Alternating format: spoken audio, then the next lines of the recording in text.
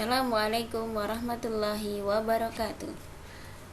Bagaimana kabarnya anak-anak semuanya? Semoga dalam keadaan sehat walafiat. Anak-anak semuanya, pada kesempatan hari ini kita akan belajar materi tematik muatan IPA dengan tema magnet. Pada pembelajaran kali ini kita nanti akan mengidentifikasi sifat-sifat magnet dalam kehidupan sehari-hari.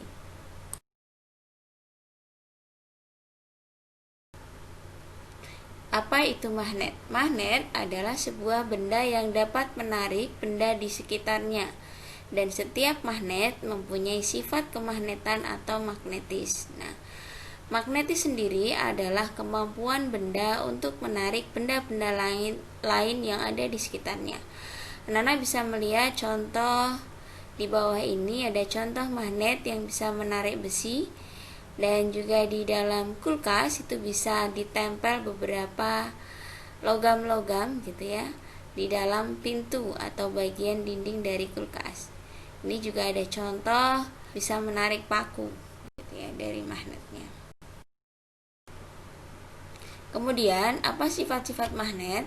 Magnet dapat menarik benda. Sifat yang pertama, anak bisa lihat di gambar, ada magnet didekatkan dengan paku, maka paku akan tertarik. Yang kedua, magnet dapat menarik benda lain yang berasal dari logam. Jadi tidak hanya paku, tapi logam-logam yang lain juga bisa ditarik oleh magnet. Misalnya aluminium, besi, baja, dan seterusnya. Bahan logam yang memiliki daya tarik yang paling tinggi oleh magnet adalah besi dan baja. Anak-anak bisa lihat itu bagaimana besi-besi mudah sekali tertarik oleh magnet yang didekatkan padanya. Sifat magnet berikutnya adalah medan magnet membentuk gaya magnet. Dan gaya magnet itu ada di sekitar magnet. Daerah yang berada di sekitar magnet yang masih memiliki gaya magnet, kita mengenalnya dengan sebutan medan magnet. Perhatikan gambar di bawah ini. Anak-anak bisa melihat di samping kanan kiri, tidak hanya di ujung, maka itu adalah wilayah yang memudahkan benda logam untuk tertarik. Maka ini namanya adalah medan magnet.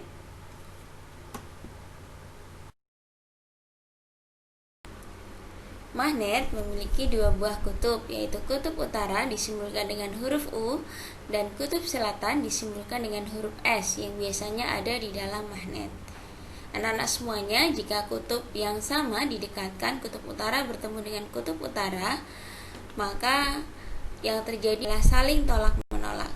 Tapi jika kutubnya berbeda antara utara dan selatan, maka akan saling tarik menarik. Jenis-jenis magnet. Magnet dibagi menjadi dua. Yang pertama adalah magnet alam. Jenis magnet alam ini adalah jenis yang sudah memiliki sifat magnet secara alami dan tanpa ada campur tangan manusia. Anak bisa lihat gambar di sebelah kanan adalah contoh gunung Ida di Magnesia yang sudah terbukti mampu menarik benda-benda yang ada di sekitarnya. Yang kedua adalah jenis magnet buatan, yaitu magnet yang dibuat oleh manusia dengan menggunakan bahan magnetik yang kuat seperti besi dan baja. Contohnya ada di bagian sebelah. Kita ke informasi haji. Selain berjuluk Kota Nabi, Madinah dikenal dengan panoramanya yang cukup indah. Kota ini dikelilingi perbukitan atau biasa disebut dengan Jabal dalam bahasa Arab. Selain Jabal Uhud dan Jabal Rahmah, Madinah mempunyai Jabal Magnet, bukit yang memiliki fenomena tersendiri khususnya dalam bidang sains.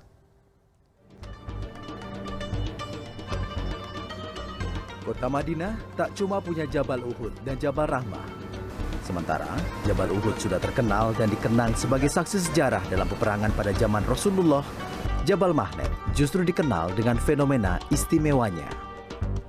Jabal Magnet terletak di luar wilayah haram, di sebelah utara dan berjarak sekitar 30 km dari kota Madinah. Tak jauh berbeda dengan bukit dan gunung-gunung di Tanah Suci pada umumnya, Jabal Magnet dipenuhi pasir serta bebatuan yang gersang. Namun, yang membedakannya adalah perbukitannya yang didominasi bebatuan merah bata dan kehitaman. Jika dilihat sekilas, Jabal Mahnet terlihat sama dengan kebanyakan gunung di Madinah. Namun, ada hal yang membuat gunung ini istimewa dibanding yang lain. Jabal Mahnet adalah gunung yang diprediksi menjadi pusat magnet terbesar di dunia. Respon daya magnet gunung ini dapat menggerakkan mobil, bahkan bus yang penuh penumpang dalam posisi persneling netral. Daya tarik dan dorong magnet ini pun bisa mengakibatkan mobil serta bus melaju kencang hingga mencapai kecepatan 120 km per jam. Namun, fenomena itu hanya berlangsung 2-3 km saja. Tak sampai di situ, jarum penunjuk kompas juga tidak berfungsi di sini. Jarum kompas tidak dapat menunjukkan arah mata angin. Hingga kini, belum ada penelitian yang dapat menjelaskan secara pasti soal fenomena Jabal Mahnet. Dengan sejumlah keunikannya, Jabal Mahnet menjadi salah satu tujuan wisata jemaah haji ataupun umroh, terutama yang berasal dari kawasan Asia. Meski demikian, warga asli Madinah tidak begitu akrab dengan istilah Jabal Mahnet. Warga sekitar menyebutnya Mantohotul Baido atau Tanah Putih.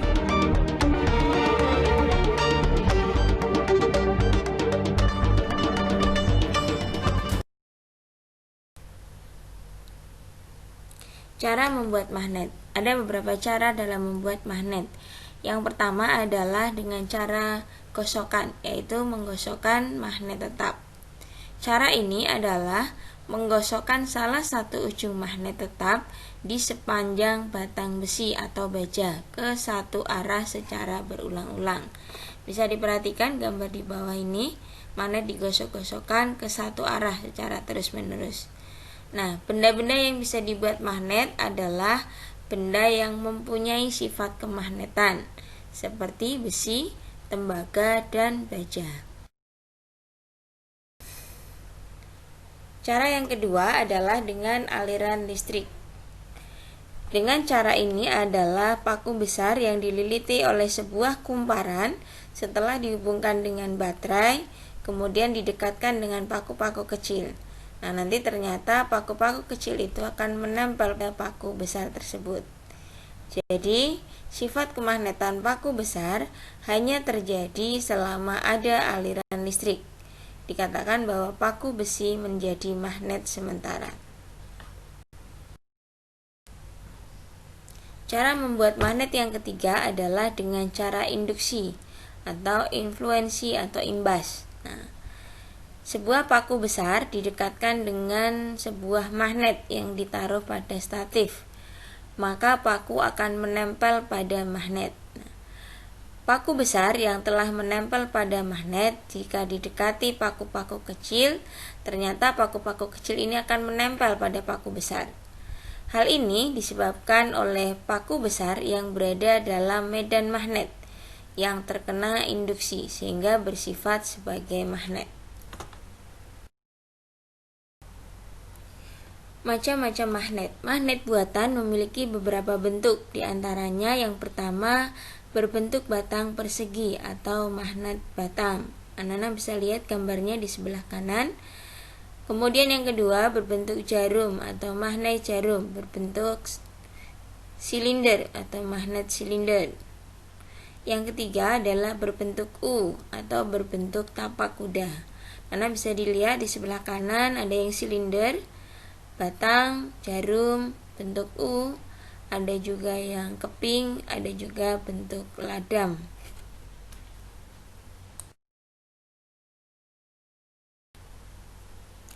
Penggunaan magnet dalam kehidupan sehari-hari. Yang pertama adalah digunakan di dalam pengeras suara atau loudspeaker.